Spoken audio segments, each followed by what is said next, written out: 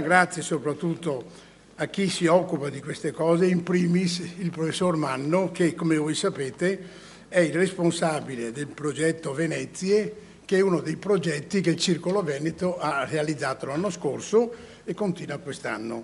È un progetto molto interessante, me ne parlerà lui, e per la vostra presenza così numerosa sta a dimostrare che sapete già tutto e lo seguite da tempo. Io vorrei veramente ringraziarlo, gli facciamo un bel applauso di incoraggiamento perché è timido e quindi siamo...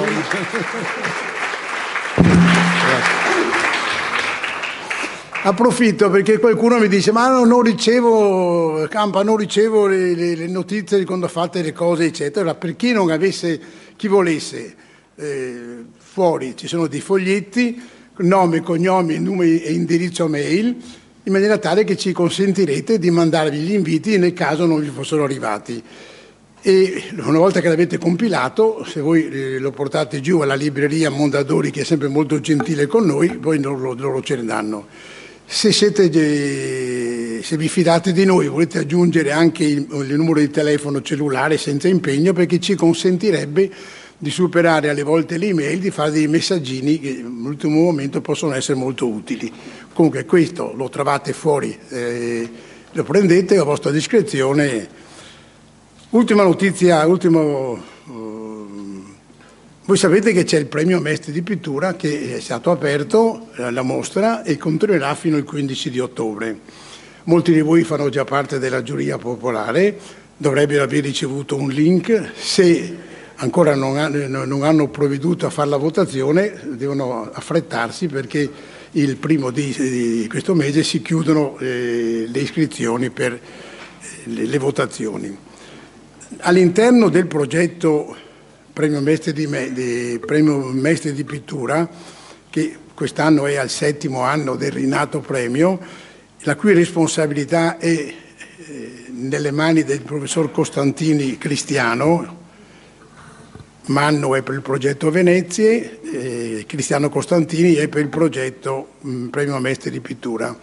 Perché una delle particolarità del Circolo Veneto è di aver messo in lavorazione una serie di progetti che vengono presentati da amici dei soci del Circolo, i quali però devono assumersi la responsabilità di portare avanti questo progetto. Infatti il professor Manno non stupitevi se qualche volta lo vedete che sta figgendo delle locandine in giro per Mestre.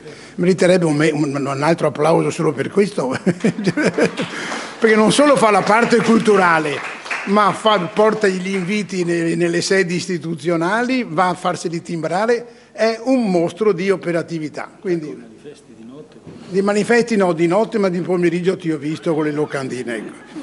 Mentre Costantini fa le stesse identiche cose per il premio Mestre di Pittura e ha ideato anche, oltre al premio Mestre di Pittura che si articola con le varie attività, giuria popolare, la mostra eccetera, ha organizzato i mercoledì del premio Mestre. Fuori, se voi volete, c'è una locandina per gli ultimi 2 mercoledì, quello del 4 di ottobre e quello dell'11 di ottobre. Peraltro l'11 ottobre tutti coloro che hanno partecipato alla giuria popolare concorreranno anche all'estrazione di una serie di premi. Voglio qui ringraziare l'INS che ha messo la bellezza di quei 50 buoni acquisto di valore, che io apprezzo molto perché in questi momenti di difficoltà avere un buono, non vorrei dirvi la cifra, non vorrei sbagliarmi, comunque credo 20 o 30 euro, che non è poco, sì, 20 o 30 euro non è poco, e potete spenderli, chi sarà fortunato li può spendere in tutti i negozi dell'INS. Poi ci sono altri premi. Sì. Mi ricorda il professor Manno che noi abbiamo la mostra di pittura che è al 3° piano, potete vederla anche stasera, termina alle 8, però tutti i pomeriggi dalle 16 alle 20 potete andare a vederla tranquillamente. Non so se ho fatto sufficientemente confusione, però ringraziando il professor Manno, l'avete ringraziato, abbiamo fatto applaudito, ricordando che chi vuole ricevere può compilare questo foglietto, chi volesse venire a vedere i mercoledì del premio Mestre è ben accetto in questa sala, chi volesse vedere la mostra è doppiamente accettato, deve essere il terzo piano. Professor Manno, ho fatto la mia parte, credo che poter dire che siamo contenti e orgogliosi di aver dato inizio quest'anno al secondo anno del progetto Venezie con una bravissima professoressa che parlerà delle donne. Io sono molto contento, anche se nella mia vita, devo dire la verità, io sono sempre stato circondato da donne e non comando mai, perché comandano le donne e quindi e per fortuna comandano le donne, perché nella mia attività economica e commerciale comandava mia sorella e mia mamma, nella mia attività politica comandava la Presidente della Giunta regionale che era la Sartori, quando mi sono sposato comanda mia moglie, adesso però mi comanda anche il professor Manno qualche volta. Grazie e buon divertimento a tutti. Buonasera a tutti, benvenuti, bentornati. Vedo anche tanti volti noti che sono venuti nelle conferenze precedenti, questo mi fa piacere, ma anche molti volti nuovi e quindi ancora più piacere. Cesare ha accennato al fatto che questa conferenza fa parte di un ciclo, di un progetto che si chiama Progetto Venezia. Io mi riservo di non parlarne questa sera, per cedere poi brevemente subito la parola a Marina. Però voglio ricordare che abbiamo cominciato con 2 cicli di conferenze, il primo tenuto da chi vi parla, il secondo da Federico Moro, e il terzo ciclo, che è composto da 3 conferenze, verrà tenuto da Marina Crivellari Bizio. È un ciclo completamente diverso come approccio, come impostazione, ma ed è esattamente quello che noi vogliamo con il progetto Venezia. Perché dico questo? Perché mentre nelle conferenze che ho tenuto, in quelle di Federico Moro, diciamo, abbiamo parlato di una Venezia che si muove, diciamo, con attore principale lo Stato, la Repubblica veneziana, quindi spesso e volentieri abbiamo parlato di guerre, di relazioni diplomatiche, di grandi decisioni prese dagli organi istituzionali veneziani. Noi con Marina affronteremo l'aspetto di un'altra Venezia, che non è assolutamente da meno, è una Venezia che Marina definisce intima, privata, legata alle tradizioni che non necessariamente sono determinate dallo Stato, anche se c'è da dire che lo Stato veneziano spesso e volentieri, quando si parla di tradizioni, dai costumi, dalle feste, dal colore delle gondole, eccetera, ha teso in alcuni momenti della sua storia a intervenire in maniera prescrittiva, ma il taglio che ci interessa è proprio quello che dà Marina, cioè quello di parlare di un'altra Venezia, una Venezia che si espleta, si manifesta fuori dai palazzi, fuori dalle sedi istituzionali, e non è certamente da meno.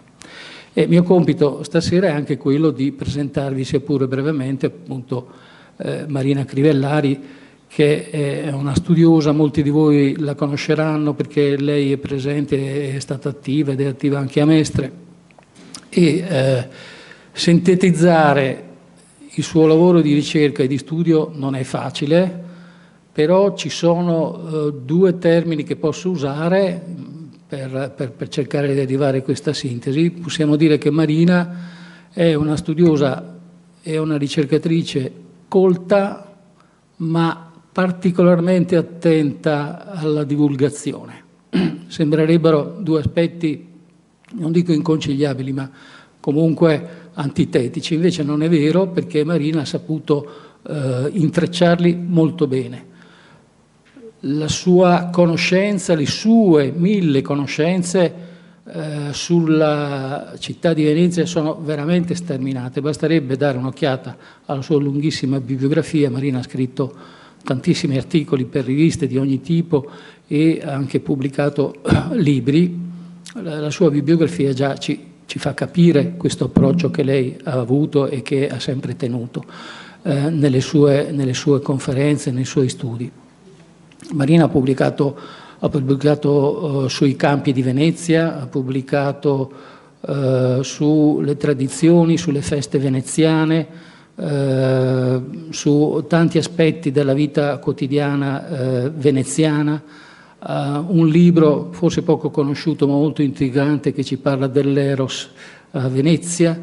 Si è occupata anche del tema delle donne della Serenissima già alcuni anni fa in una delle sue conferenze, e non da ultimo è anche la curatrice di una pubblicazione che è una specie di Bibbia per gli amanti di Venezia, che è il Tassini, sono le curiosità veneziane. Forse molti di voi hanno avuto la possibilità di averlo in mano perché è stato riedito da un editore veneziano, e Marina è stata una delle curatrici. Il Tassini ci spiega tutta la toponomastica veneziana e di ogni nome di calle e campi veneziani, ci spiega la storia, gli aneddoti, eccetera, ma non per sentito dire, perché il Tassini, che è uno studioso dell'Ottocento, è una persona che va negli archivi e quindi quello che racconta è sempre documentato.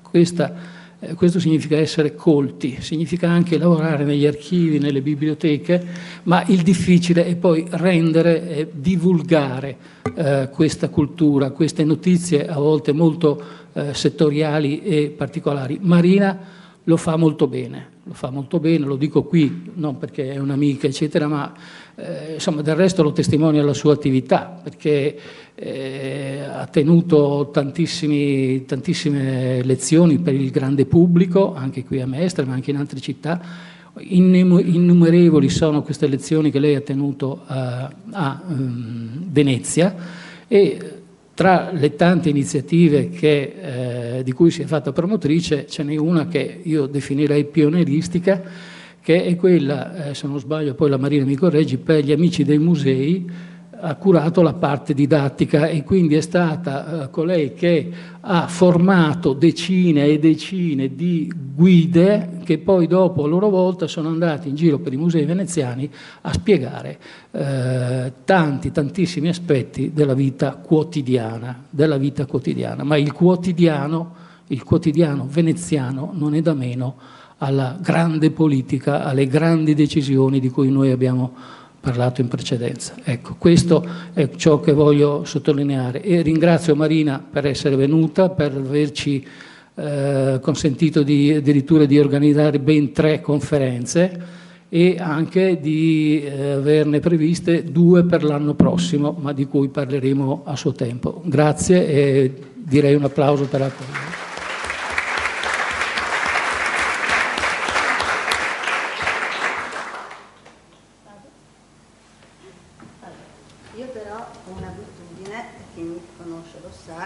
Mi sentite? No.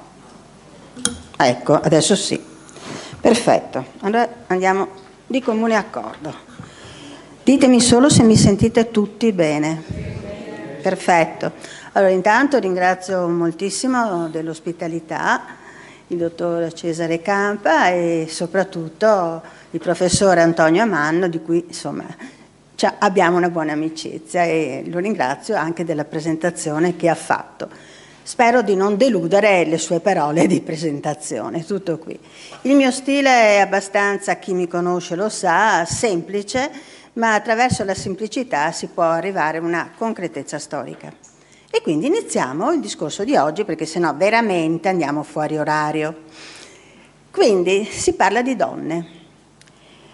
E io inizio con una semplice frase che è: chi a casa, chi a piazza e che staga in casa. Voi avete già capito tutto. Quindi una donna che viene limitata in tutto quello che possiamo dire può essere il suo evolvere, cioè deve essere bella, deve stare zitta e che stia in casa. Attenzione, casa non vuol dire casalinga come intendiamo noi oggi, che non vada ad inficiare quelli che sono gli aspetti sociali ed economici della vita familiare. Quindi buona zitta e stai in camera tua. Ecco, questo è il concetto. Per fortuna Venezia, già a partire dal 1200, inizia con delle leggi particolari a difesa della donna, e inizia il tutto attorno al 1242 con un doge. Io di date ne dico poche, ma quelle essenziali vanno dette. Quindi Jacopo Tiepolo inizia una serie di leggi specifiche per difendere le donne. In primis, e all'epoca erano tante, le vedove, perché chi commerciava molte volte purtroppo periva durante i viaggi di commercio o di guerra o quello che era. Quindi cerca di tutelarle dando loro un appannaggio, ma anche una sistemazione, diciamo, di casa, perché non sempre ereditavano i beni del marito. Inoltre decide delle leggi specifiche per chi, e attenzione, siamo nel 1242, quindi è il momento in cui Venezia si sta affermando sia politicamente che economicamente, decide che le donne che vengono o abbandonate, violentate o trascurate, coloro che fanno queste bruttissime cose devono pagare. E pagare come? Vogando sulle galee veneziane a lungo termine. Quindi è una pena severissima, perché vogare nelle galee non era certo una cosa piacevole. Altra cosa, e questa forse è il top dei top per l'epoca, la donna che rimaneva vedova poteva amministrare il patrimonio del marito senza essere detratta, cioè senza aver meno a quello che era il capitale di cui lei faceva parte. Quindi ci sono delle norme ben chiare e specifiche che incominciano a partire dal 1200 a difendere la donna. Le categorie delle donne, non solo a Venezia ma in altre città, sono varie. Io ve ne faccio un piccolo elenco e poi mano a mano andremo ad approfondirlo.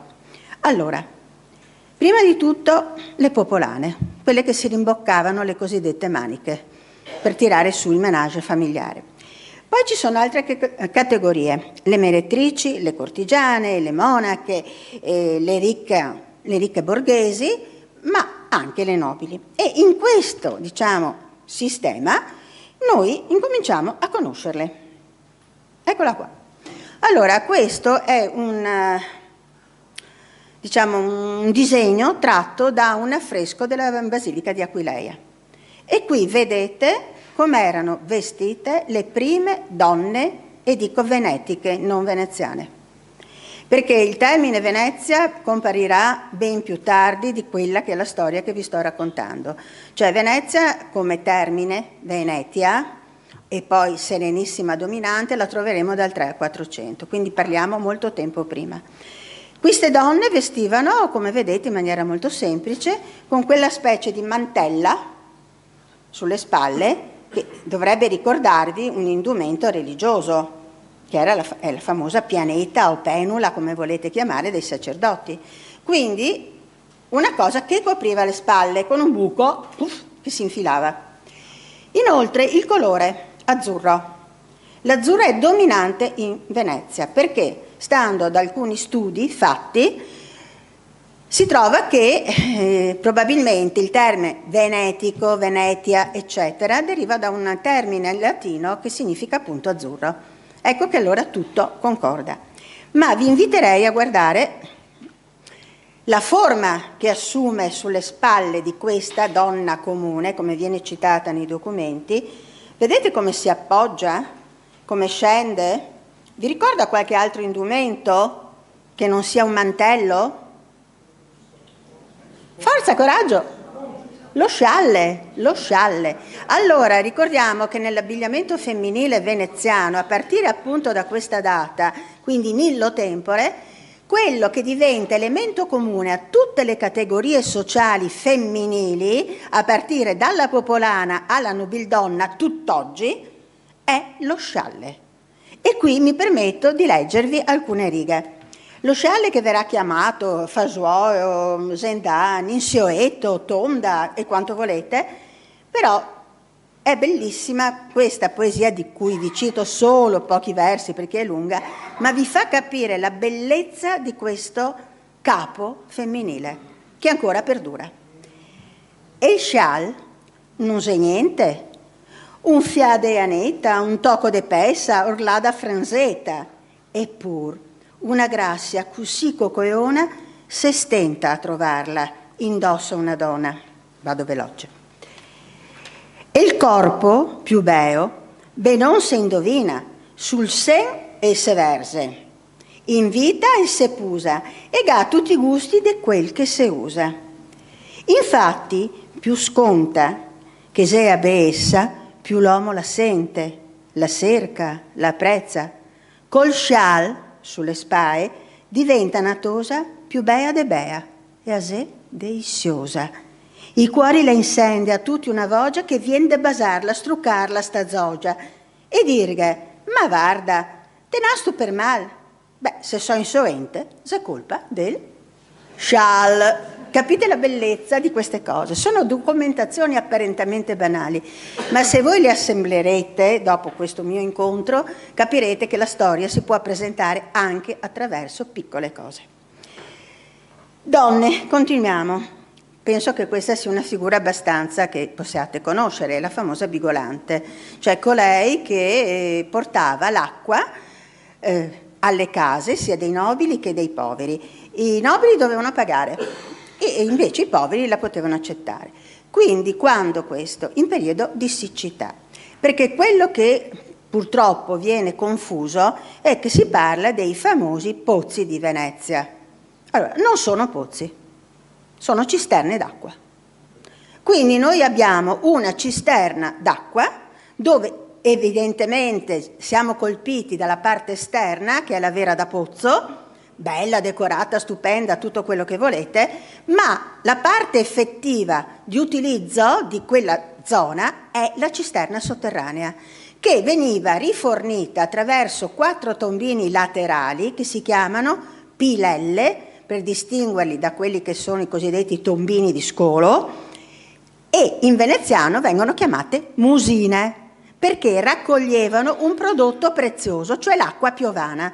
Tanto che ci sono regole, che spero di parlarvene in un altro momento, molto attente alla pulizia dei campi veneziani, perché se il campo era pulito voleva dire che l'acqua, per quanto filtrata, ma era migliore. Quindi in tempo di siccità si andava al Brenta, si rifornivano le cisterne, quindi non pozzi, e guardate che io sono insistente su certe cose, chi mi conosce lo sa, quindi non pozzi, si rifornivano e poi c'era questa donna pagata dallo Stato che al grido di acqua mo, cioè so qua, forniva il nobile che pagava e anche il povero. C'è una frase bellissima scritta da un diarista veneziano, Marin Sanudo.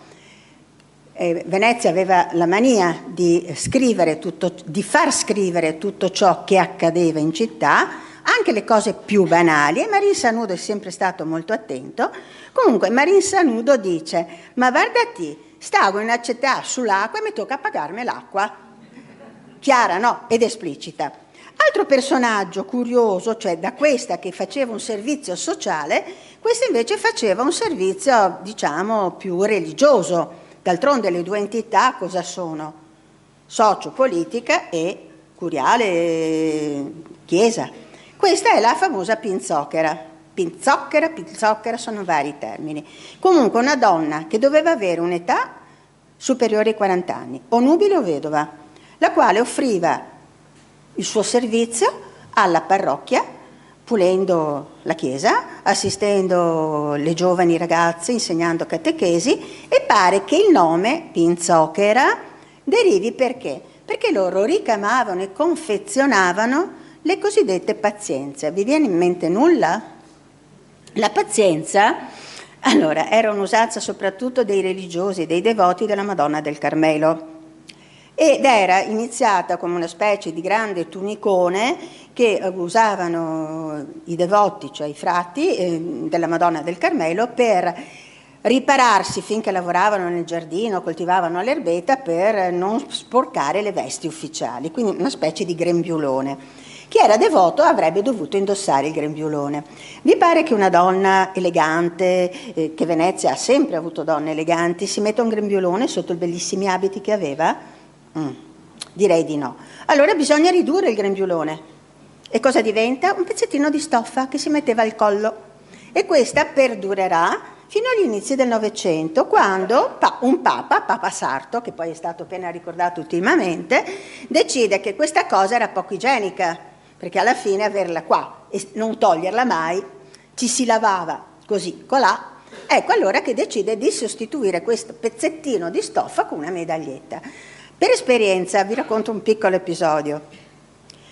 Allora, ho avuto l'onore di accompagnare in un luogo un personaggio notevole e faccio questo discorso.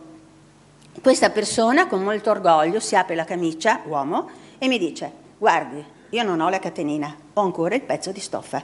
Quindi chi è maggiormente devoto a questa Madonna del Carmelo lo ha, e queste signore le facevano. Ma andiamo avanti, e qui il discorso diventa un pochino meno educato. Già lo leggete, no?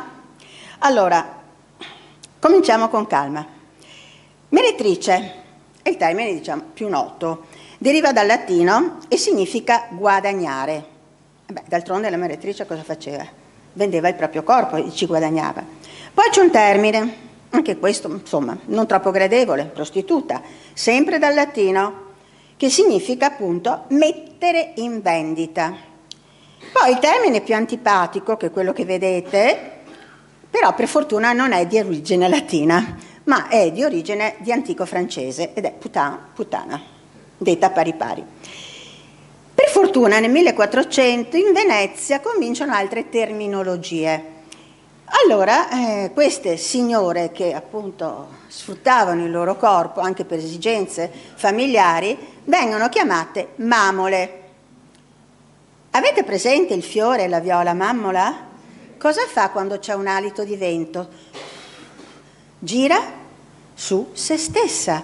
Queste infatti erano donne che giravano gli uomini, andavano in cerca, quindi è un termine però più carino, più dolce. Poi nel Settecento ci sono altri termini, però prima ve ne dico un altro.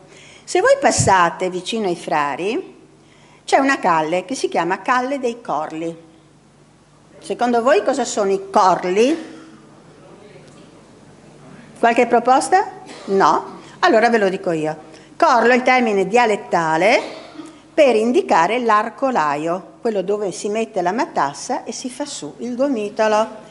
L'arcolaio cosa fa quando noi facciamo sul gomitolo? Gira. Ecco che allora altro termine, e detto veneziano, è ma ti sei de giro come un corlo. E questo indicava la professione che la donna faceva. Quindi sono tutti modi di dire che apparentemente vi sembrano banali, ma vi insegnano che girare per Venezia implica conoscerla in maniera diversa. Inoltre nel Settecento Goldoni le chiama in altro modo. Goldoni è sempre stato un lazzarone su certe cose e le chiama le pelarine. Perché le pelarine? Perché spelavano le tasche degli uomini con i quali stavano. Semplice, no? Oppure le chiamavano bagatine, perché il bagatin era una moneta di pochissimo valore e loro venivano pagate relativamente poco. Però la Repubblica capisce che questo gruppo di donne è notevole e lo deve controllare. Ricordate che Venezia apparentemente sembrava no, ma ha sempre controllato tutto e tutti. Allora creano, attorno al 1360, le date precise con la storia di una città bisogna prenderle con le pinze, crea una zona all'interno di Venezia, e cioè in zona realtina, quindi la zona del mercato, un cosiddetto castelletto. Cos'era il castelletto? Era questo luogo che dal 1360 doveva appunto raccogliere tutte le meretrici, in maniera tale che Venezia le poteva controllare. E come le controllava? Dando loro un orario di entrata ed uscita, dando loro degli obblighi, nel senso che non dovevano insomma permettersi di uscire al di fuori degli orari, l'unica libertà era conceduta il sabato, e la cosa interessante è che ognuna di loro doveva indossare qualcosa di giallo. Giallo diventa un colore che identifica i diversi, anche gli ebrei in Venezia verranno segnalati con il circolino giallo, non parliamo di altro, parliamo solo del circoletto giallo. Vi racconto un'altra curiosità, che tutte le città italiane avevano scelto dei colori per identificare questo tipo di donna. E c'è stata una mia esperienza che mi ha fatto molto sorridere, spero di far sorridere anche voi. Mi guardo attorno, no, allora va bene. Allora, tengo una lezione simile a questa e racconto che a Treviso, non vado a parlarvi di Milano, di Brescia, perché ognuno aveva un colore, a Treviso usavano una berrettina rossa, obbligo dello Stato di indossare una berrettina rossa. Presente c'era una signora che aveva un cappellino rosso meraviglioso, improvvisamente non vedo più la signora dal pubblico, la quale si era immersa e dopo è ricomparsa senza il cappellino. Cioè ancora oggi rimangono alcune, diciamo, inflessioni che ci influenzano, scusate il gioco di parole, però queste sono esperienze di vita mie, dopo 40 anni che faccio queste cose, ma anche di conoscere quali erano le abitudini del passato. Comunque, il numero delle melatrici era notevole, tanto che Marin Sanudo, mi sentirete parlare spesso di questa persona, agli inizi del Cinquecento dice: sono ben 11.000, attenzione al numero, è facile da ricordare, 11.654, un decimo dell'intera popolazione di Venezia. Quindi capite voi quante erano. E succede però un fatto. Nel gennaio, 10 gennaio, e qui entriamo un po' più nella storia, del 1513 More Veneto, un grave incendio praticamente distrugge quasi tutta l'area del mercato di Rialto. Perché ho specificato More Veneto? Perché qualcuno potrebbe anche contestarmelo, perché in qualche testo troverebbe 10 gennaio 1514.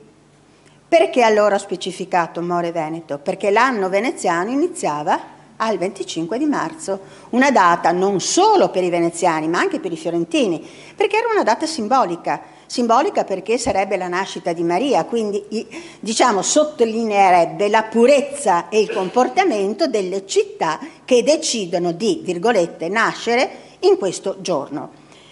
Ecco che allora 1513 gennaio More Veneto siamo ancora nell'anno vecchio, se invece troviamo scritto 1514 siamo, secondo il nostro calendario, nell'anno nuovo. Comunque questo incendio distrugge tanto Rialto e ovviamente anche il castelletto. Le meretrici ritornano a sparpagliarsi per la città di Venezia e fatalità le più anziane vanno in una zona che apparteneva alla famiglia Rampani, originaria di Ravenna, i quali stavano presso Sant'Aponal. Voi sapete che a Venezia il termine palazzo non è proprio corretto, perché Venezia ha sempre usato il termine di casa, perché il palazzo serviva come luogo di, diciamo, deposito merci, come luogo delle trattative, abitazioni e bla bla bla. Quindi il termine diventa Camocenigo, Cadoro e compagnia cantante. E qui ci troviamo in Rampani. Ma guarda che caso, le più brutte, più anziane vanno proprio a vivere lì. Allora vengono chiamate le Carampane. Poi nasce quel modo di dire tipico veneziano che qual è? Ti sei una vecchia carampana. Cioè quando una è malmessa e non troppo in look, questo viene il detto. Quindi vedete che in questo modo, anche semplice, si conosce sempre di più la città. Altra figura... Ah no, questa è carina, scusate, stavo perdendomi, che vi dicevo il giallo. Questo è Pietro Longhi. Allora, il Longhi, il titolo è La lavandaia. Se voi andate a Carezzonico c'è scritto, bello, grande, La lavandaia. Certo, le braccia sono buste, il cesto di panni bagnati è pesante e ci sta. Ma andiamo dentro un attimo al particolare. E guardate il corsetto o corpetto, come volete chiamarlo, di che colore è? Giallo. Alla destra si intravede una signora molto anziana, vestita di scuro, che ha in mano un fuso. Allora, il Longhi va oltre a quello che vorrebbe essere, virgolette, la lavandaia. Ci fa capire che questa donna, oltre a fare la lavandaia, faceva anche un altro mestiere, quindi la meretrice. Ha il giallo e il fuso è un simbolo fallico. Quindi capite che delle volte bisogna andare oltre il quadro. E questo quadro secondo me è stupendo. Spero che Antonio condivida. Allora, a prescindere dalle tecniche pittoriche, però è il momento di passaggio dal meretricio a quella che diventa la figura della cortigiana.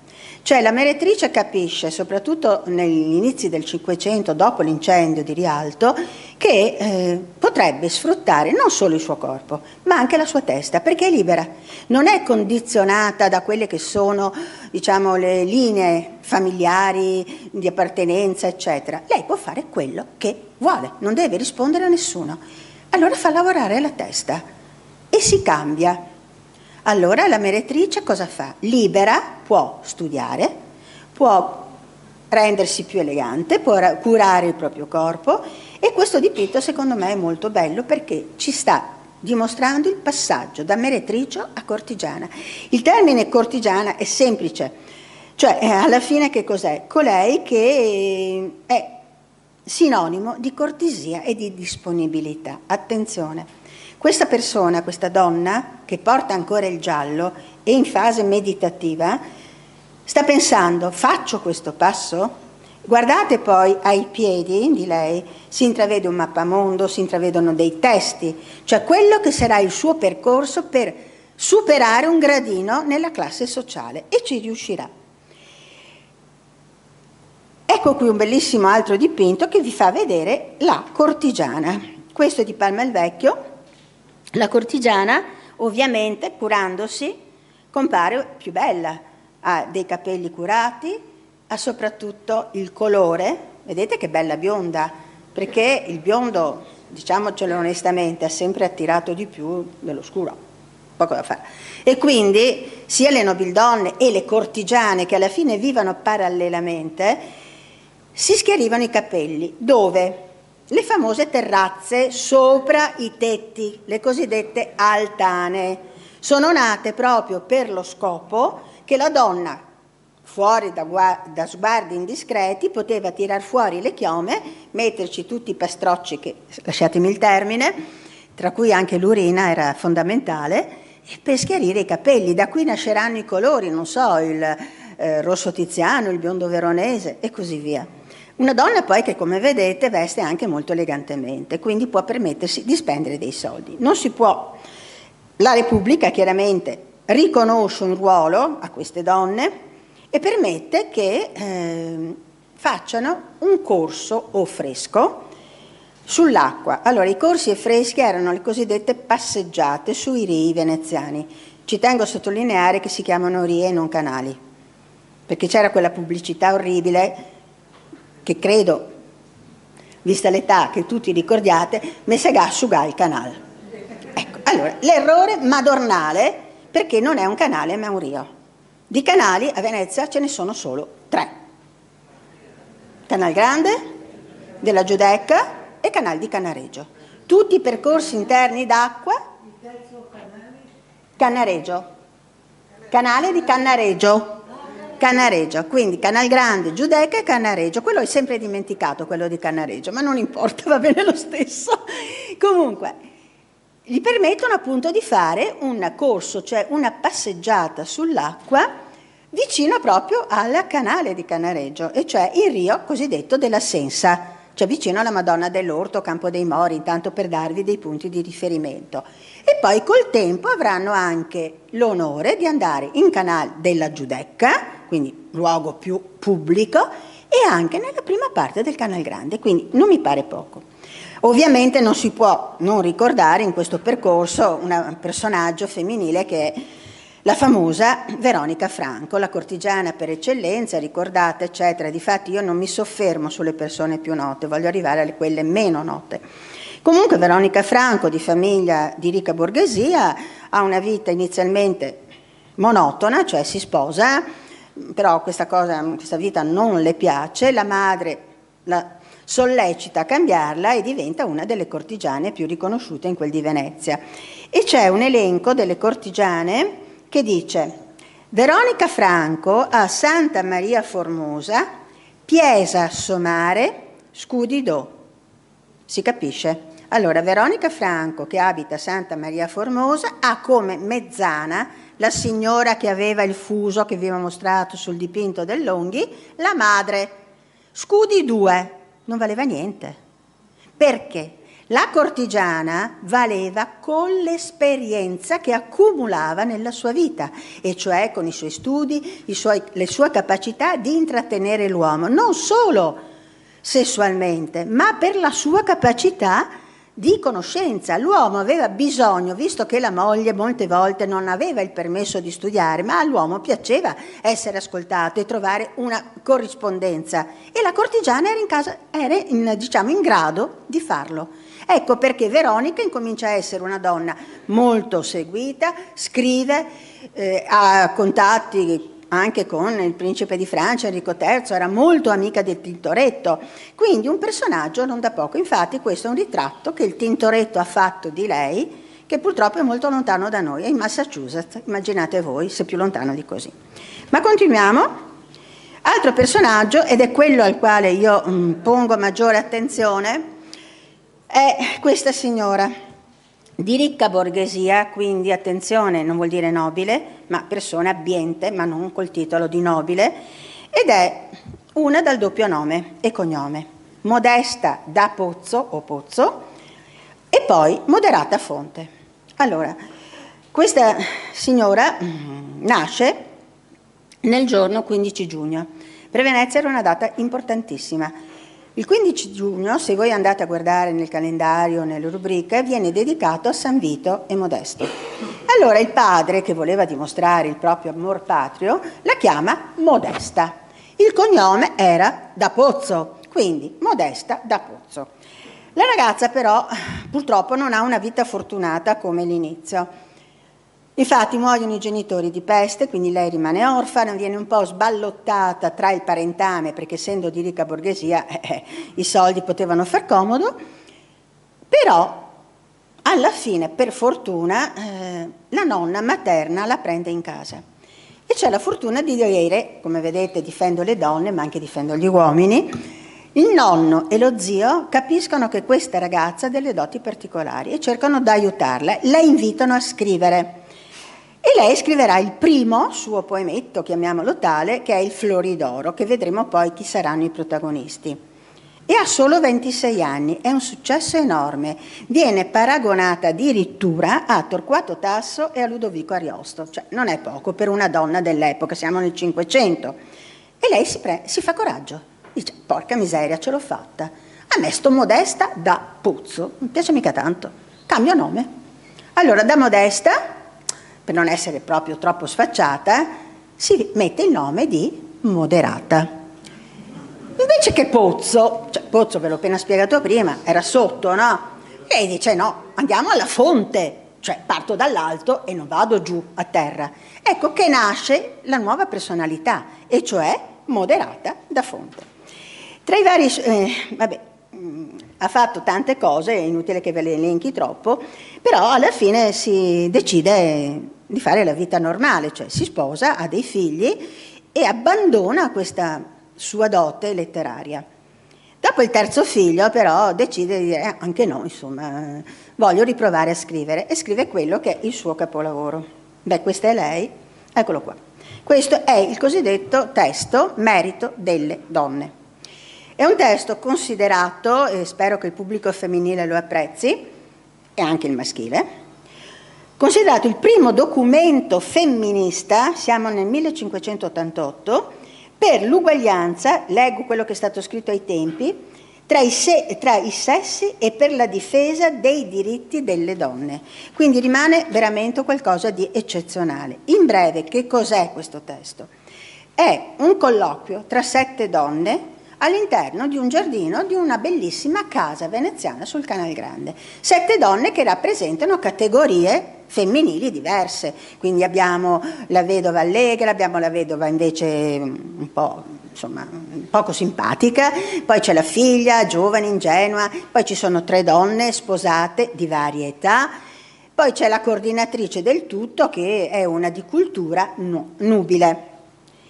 Però merita, perché l'inizio di questo componimento è da parte della più giovane delle spose, quindi è quella meno esperta, e ha dei problemi che espone alle amiche. E il suo problema qual è? Che il marito, a proposito della prima frase che vi ho detto, che a casa, che a piasa e che a staga in casa, a lei pesava il fatto di dover stare a casa e non poter uscire quando desiderava lei. Inoltre la imbarazza e qui c'è la dominanza maschile, nel rifiutare eventualmente il marito e non sa come comportarsi. Quindi chiede aiuto a questo gruppo di amiche e dice: come faccio ad uscir se io non vuol? Come faccio a rifiutarlo? Le amiche rispondono: dire che ti dà mal di testa, che ti manca il respiro, che ti dà mal di denti. E no, mi non ho mal di testa e i miei denti sono tutti sani. Oh signor, come faccio a dirghe no? Nella sua semplicità, guardate che esplica un sistema di vita che è molto chiaro ed evidente. Si trova imbarazzata nel dover rifiutare qualche cosa che lei non gradisce. Per giunta, quello che si estrapola da questo testo è che soprattutto le donne che sono innamorate e quindi per eccesso di amore, di, come potrei dire, non dico servilità, ma insomma, accettano questo vivere che delle volte non condividono.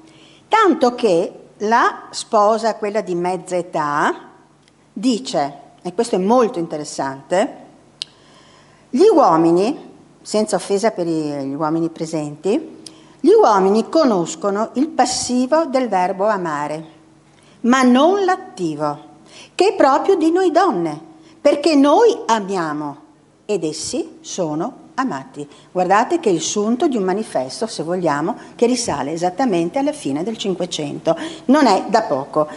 La cosa verrà pubblicata, ma quando lei purtroppo era mancata. A 37 anni muore per parto, tanto per farvi capire.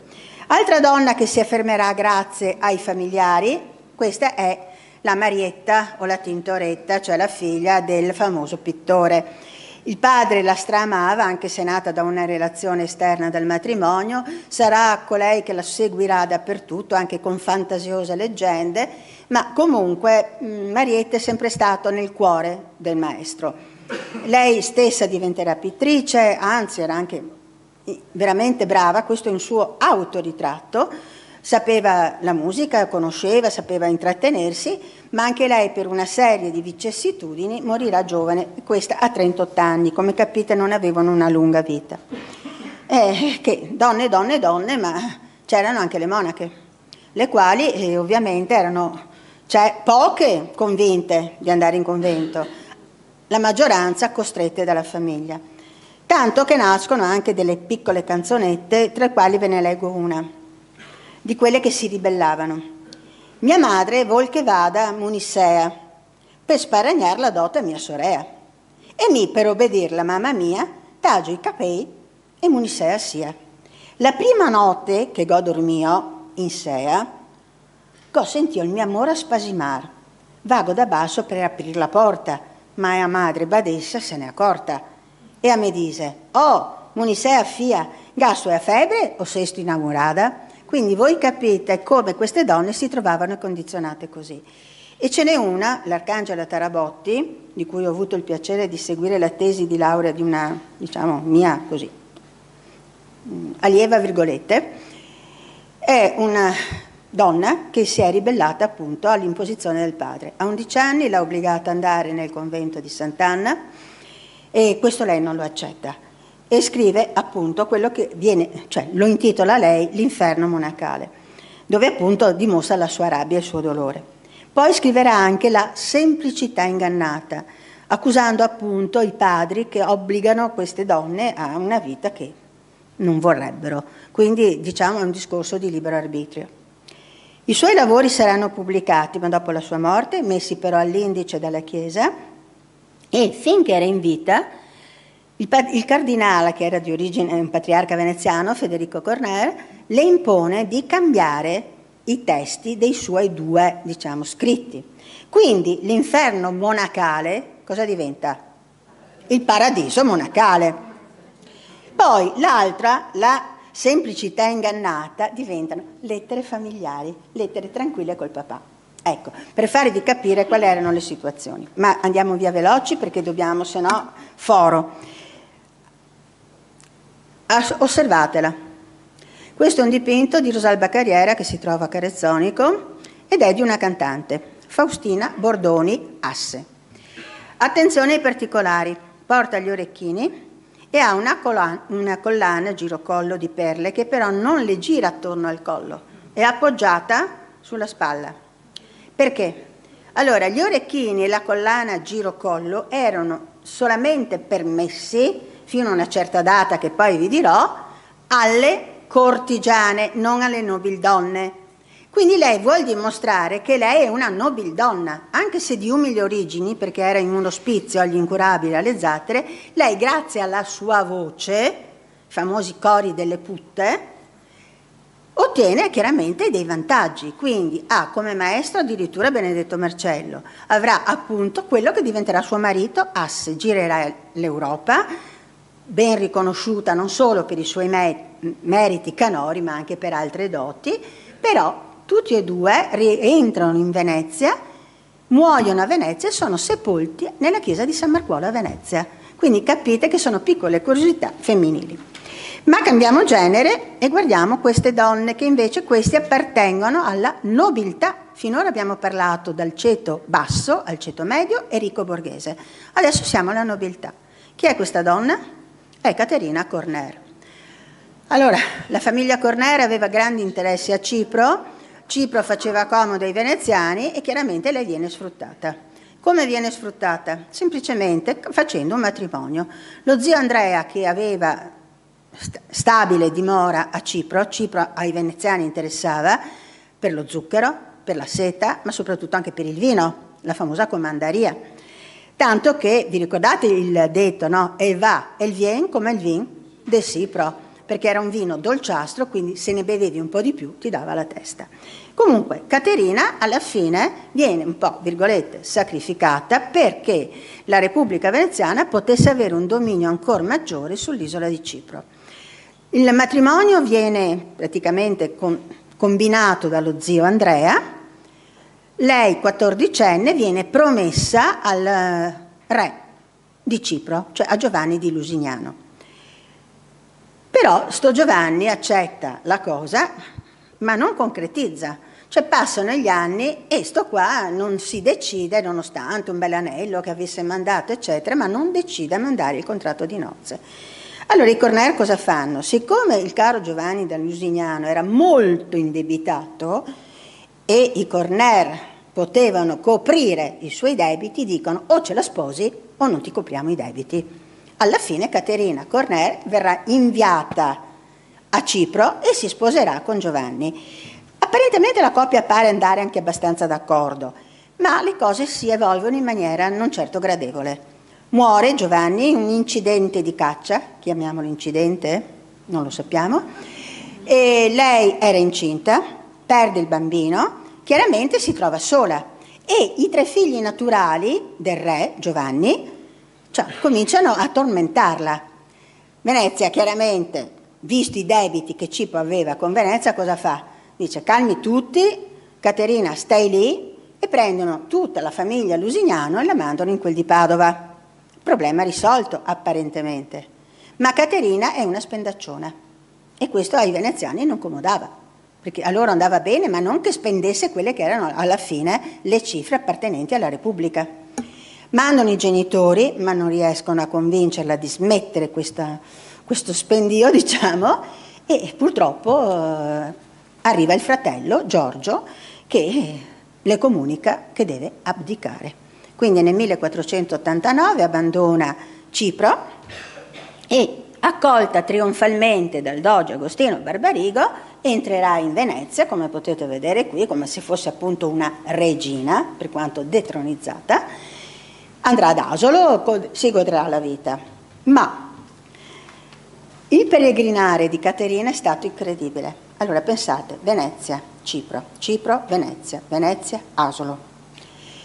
Poi anche la sua vita arriva alla fine, muore e dal palazzo dove lei viveva chiaramente deve partire il corteo funebre.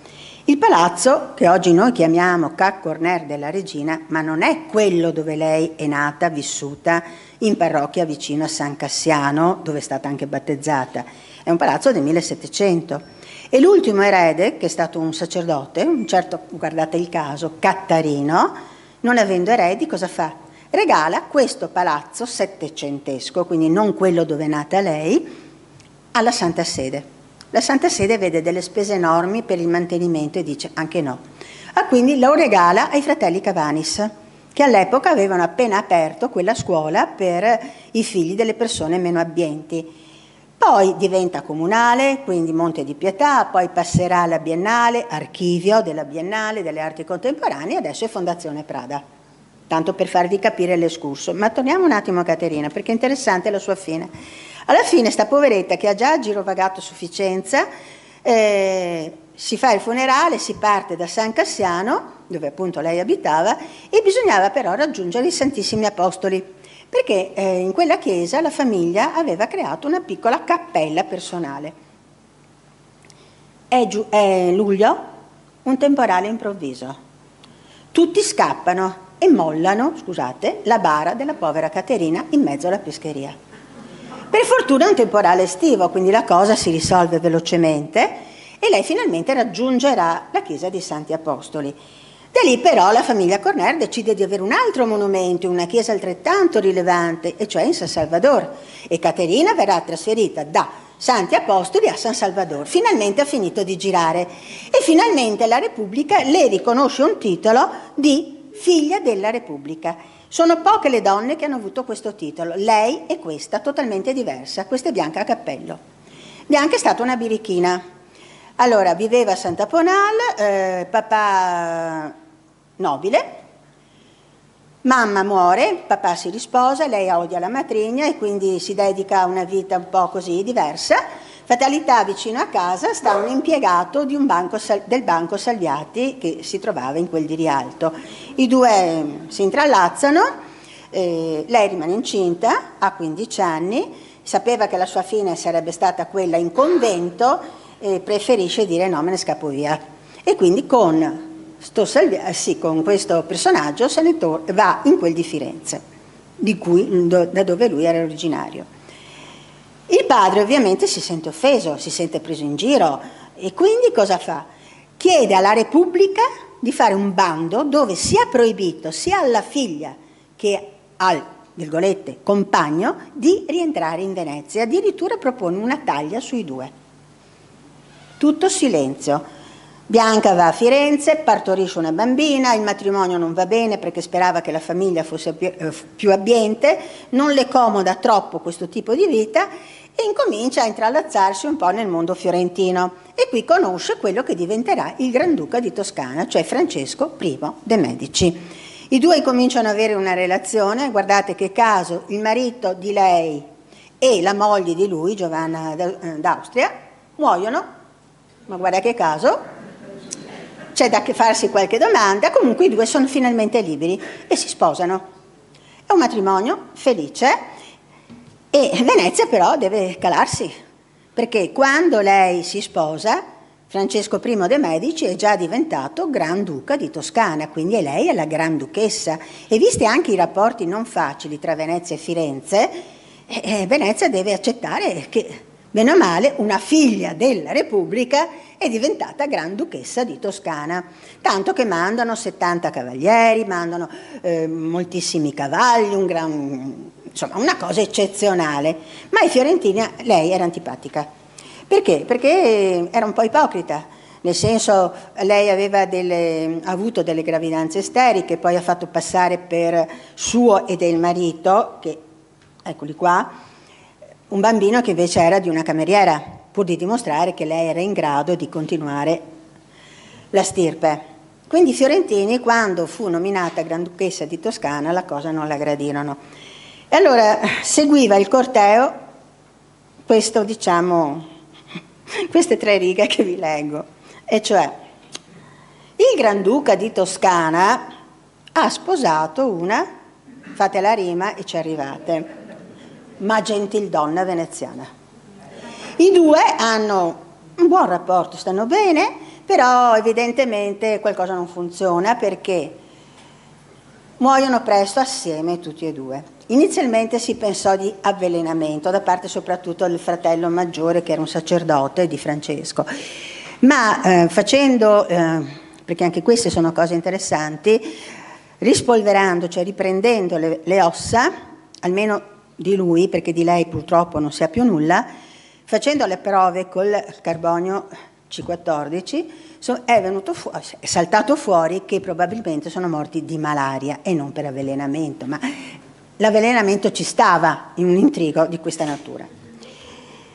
Non si può dimenticare anche che perché per fortuna ultimamente è stata ripresa ed è Elena Corner Piscopia. Attenzione all'accento, come Stampaglia, ma è Stampalia. Questi sono gli accenti corretti. Comunque, Elena, sapete tutto, è la prima laureata al mondo, ma a me piace invece insistere su alcuni particolari al femminile. Ebbe la fortuna, pur essendo figlia naturale, di avere un ottimo insegnante, imparò tutte le lingue, a parte le classiche, latino e greco, ma francese, spagnolo, eccetera, eccetera.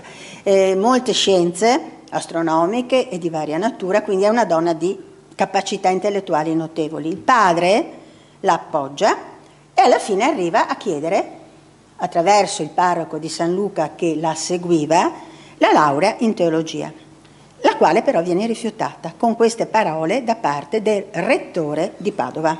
Dice: è degna d'ogni laurea quando non ostatsse il sesso, che solo impedisce l'ascendere alle cattedre. Quindi le viene proibita la laurea in teologia, riservata solo agli uomini e soprattutto se avevano il desiderio di diventare sacerdoti. E le fanno cambiare anche l'argomento e lei si laurea in filosofia.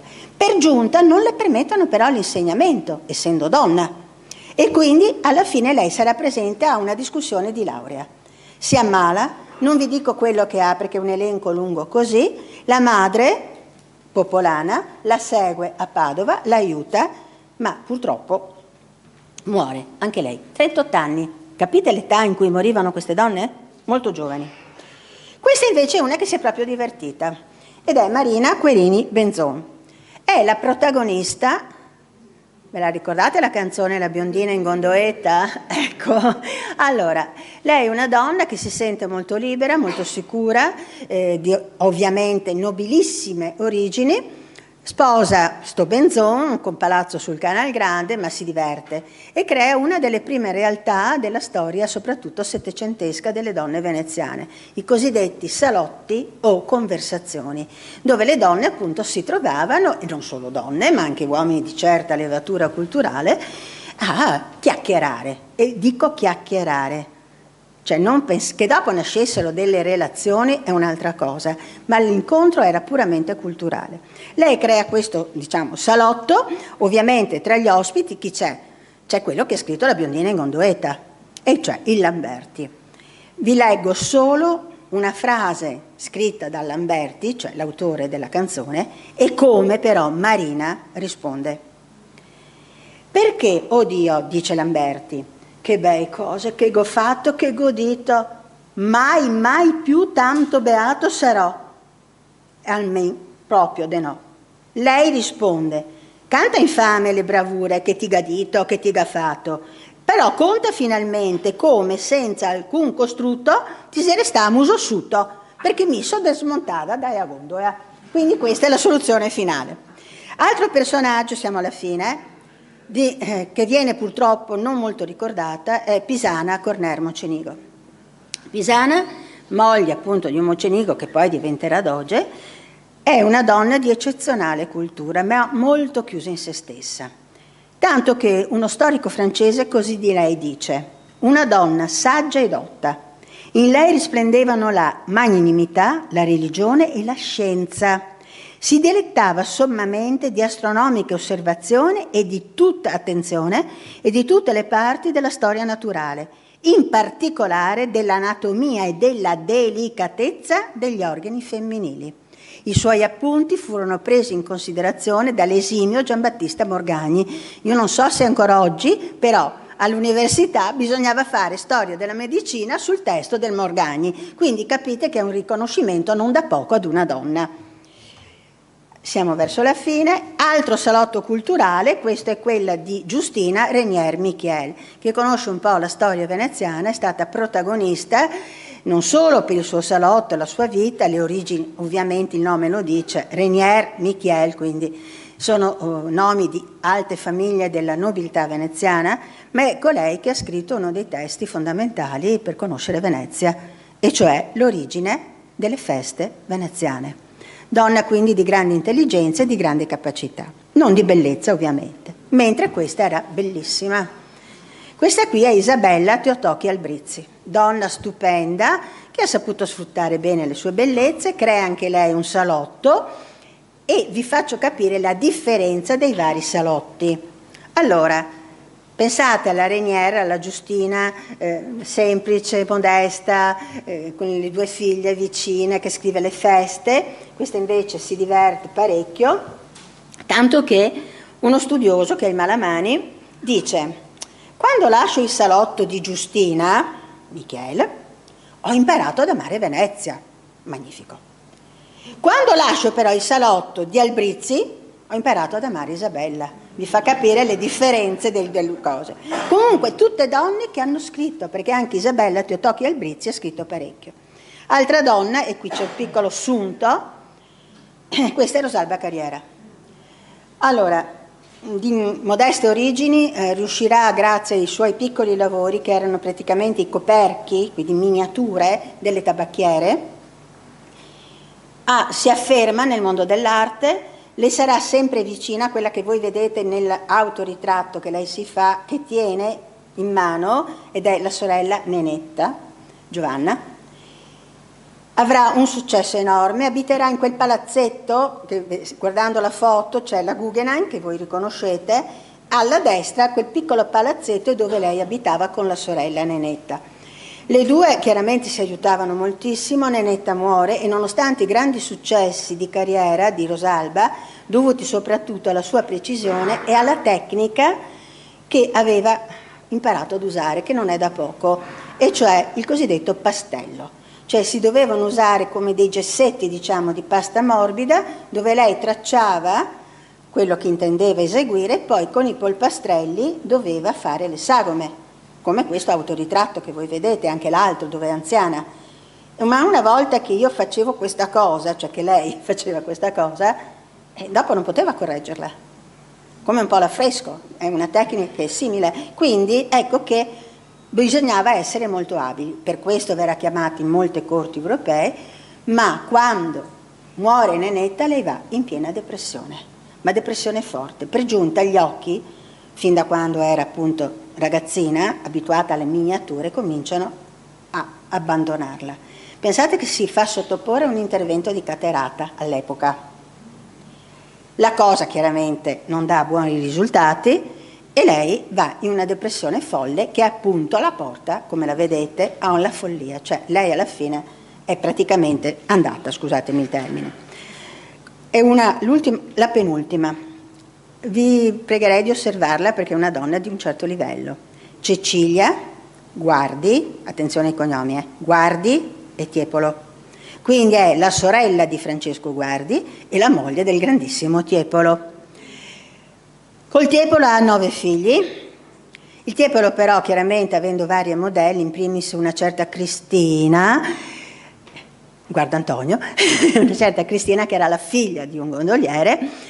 E insomma Cecilia anche si scoccia di sta cosa, insomma. E lei come si consola? Non con altri uomini. Ormai la donna incomincia a essere un po' più libera.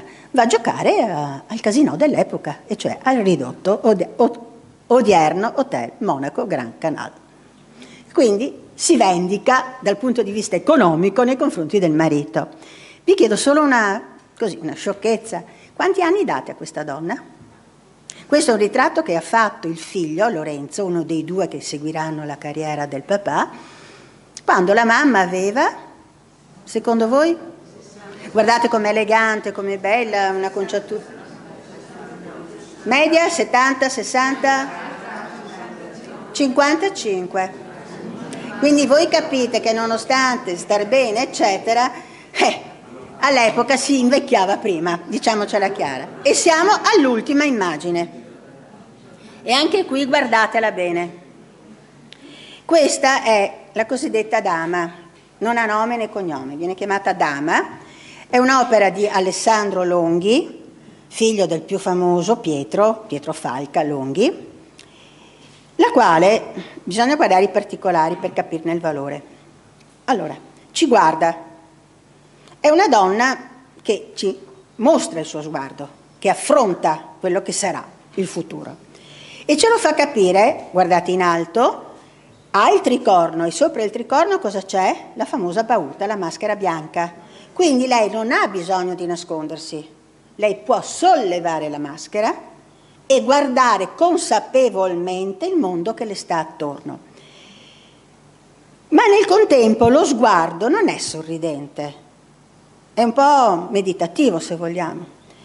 Infatti il dipinto risale alla fine della Repubblica. E una poesia di Anonimo potremmo benissimo farla dire da lei. E io adesso ve la leggo. La gola e il lusso, la superbia e l'ossio, iga dal mondo ogni virtù bandio. Non dereta lusinghieri incanti, a cui va congiunti eterni pianti, amori, gelosie, pessimi esempi. Ma è la conversazione dei nostri tempi. Vedo lusso e superbia, giù per la strada. Ah, Venezia mia, dove sto andata? Grazie.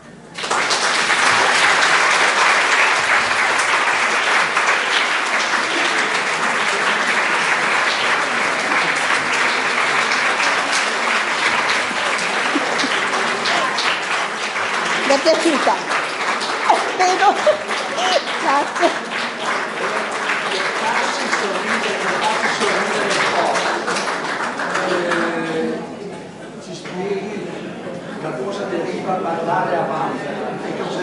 La vanvera, allora io rispondo alla domanda, però non c'entro. Beh, la vanvera che cos'era? Era uno scherzetto molto antipatico.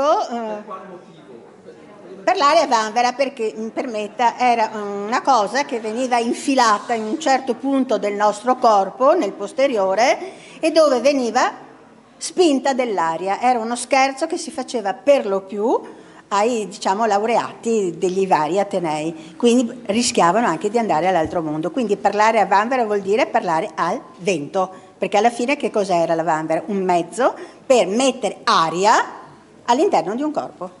Non solo aria, qualche volta veniva fuori. Ho cercato di rimanere nei limiti, già credo di essere andata oltre, ok? No, perché portavano queste nobildonne, portavano delle crinoline. Allora, quella è un'altra cosa, perché no. Si mettevano questo contenitore, sì. Perché come facevano ad andare? Allora mi permette di farle un inciso, anzi mi stimola perché a me piace, se no.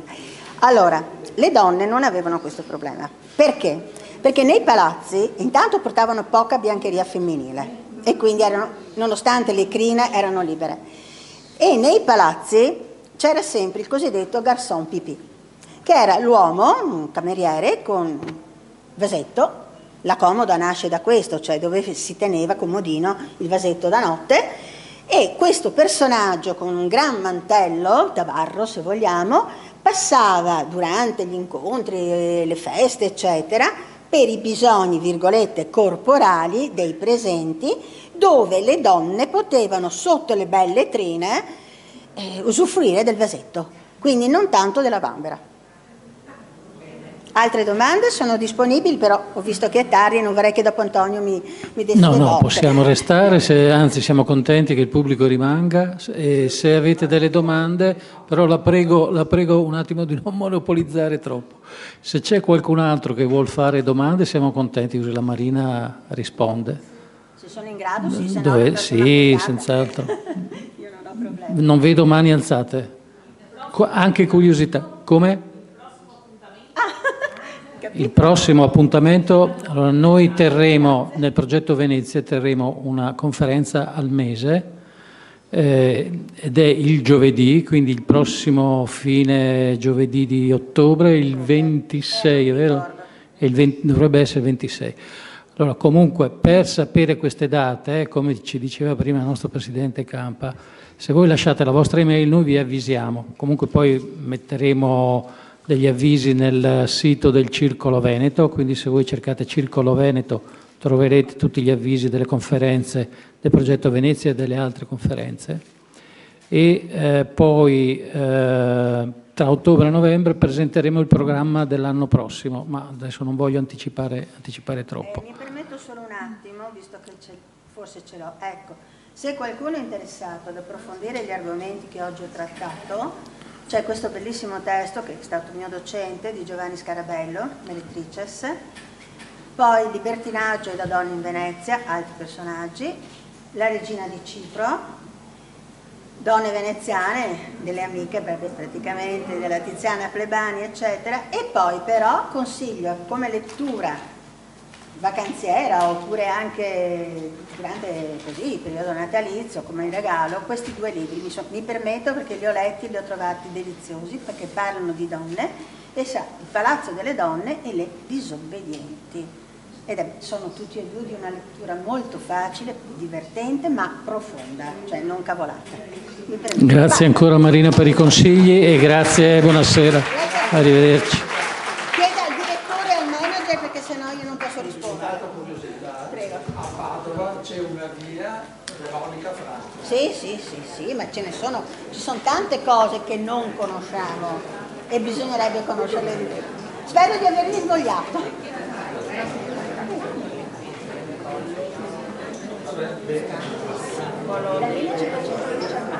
Sarà occasione per l'altro.